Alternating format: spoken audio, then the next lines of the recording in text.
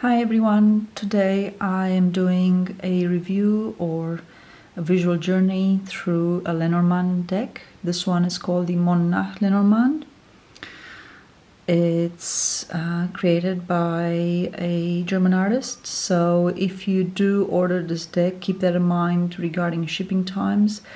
It took about 2 months or just over 2 months to arrive from Germany to Australia.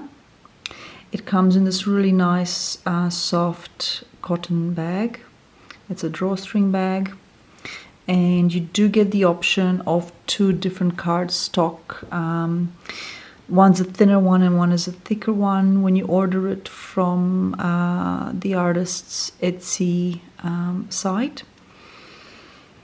And I obtained the thicker one as I prefer a bit of a nicer, sturdier cardstock. I find with Lenormand they're often just a bit too thin for my liking. So that's really nice that you get that option with this deck. So let's have a look at the cards. I'm going to put this bag aside.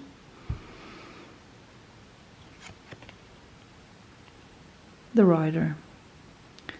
So you can see straight away the color choice.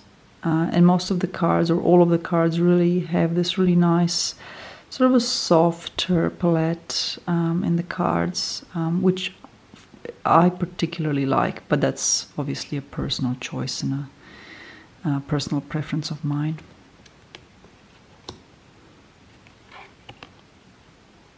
The Clover.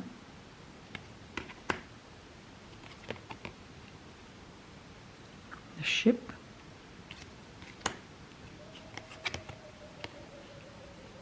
The House.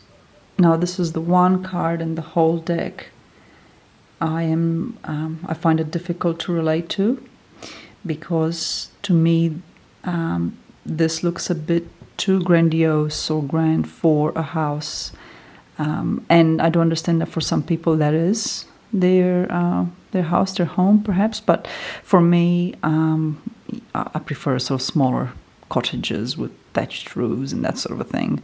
Not that that's what I live in, but that would be my ideal choice.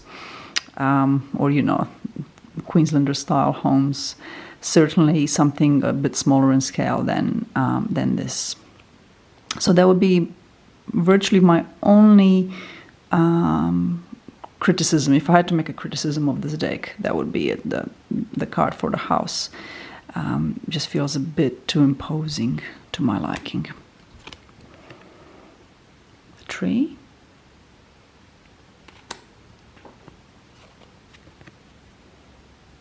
Clouds. Snake.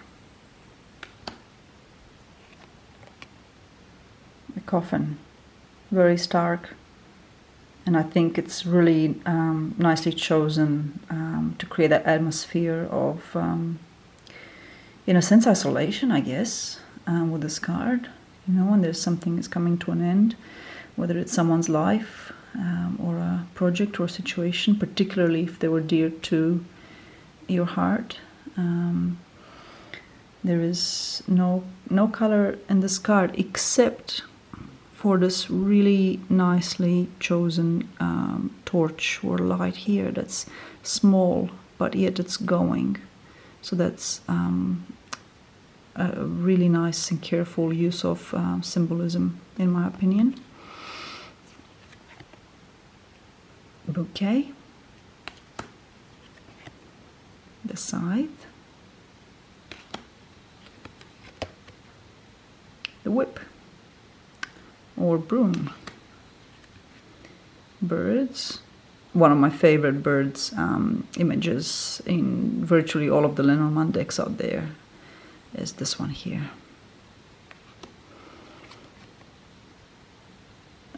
Child. A child in a field of wheat, I think that is. Absolutely gorgeous. The Fox. The Bear. The Stars. The Stork. or in this instance storks. So there's 2 of them. There's a bit of a deviation from the traditional stork image, just shows just 1 stork.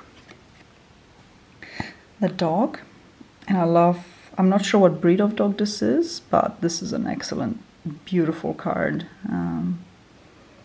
And I'm not a dog person, but I like this dog. The Tower. The Garden. Again, I think, with this particular garden, it sort of goes with those sort of more palatial mansions, I can say. So even the gardens, this isn't what I'd consider to be a garden. However, in the meaning of the card, which does refer public places and where meetings take place or gatherings take place, this sort of a park-like landscaping, I think it's in keeping more in line with that. Whereas my personal choice of a garden is something a bit more like a cottage garden. Mountain.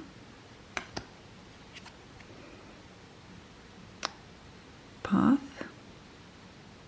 Or crossroads. And with this one, I'm not sure if you can see that, but there is this subtle rainbow across the card. Mice. Heart.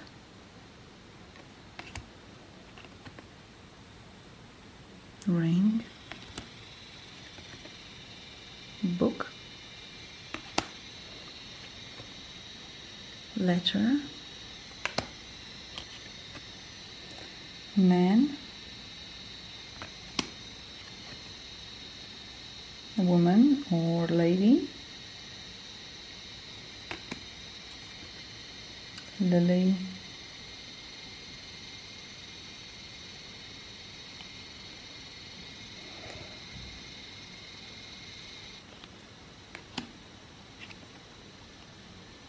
And the sun. Very, very vibrant colors with the sun card. Absolutely stands out when you do a reading. The moon. Peaceful and serene. The key. Fish. So you'll see the cards have this sort of a background pattern in them. Most of them have that, even with a key. There is somewhat of a pattern in the background. Let me see. Here's the lily. So there is a feature of this deck some may or may not like. The anchor, and here you can see it in the anchor as well. These sort of crosses in the background. And the final card, the cross. So I will link in my description below the artist's Etsy page, and then you can go and check it out. And if you have any questions, obviously you can direct them to him, but feel free to ask me also if you have any questions on how I found the readings with this deck. I found them really, really good, but then again, I prefer this particular type of artwork. So, I think if you really like the artwork in a particular deck, then it makes the readings with that deck just flow a lot more and get a lot more intuition with them. Generally, if I don't like a deck, I just won't read with it. But this is really beautiful. And really well executed. So I would highly recommend this, even for beginners, and actually especially for beginners, because it's got a very clean, minimal symbolism in the cards. It's not too overdone. One thing it doesn't do is it doesn't have the playing card equivalents written on the cards, which traditional Lenormand decks have that. But I don't find that an issue at all, to be honest, and I actually prefer it. for me, less is definitely better when it comes to Lenormand decks. So that concludes my review or my visual journey through these cards. Please feel free to let me know if you have any questions. Thank you for watching. Bye.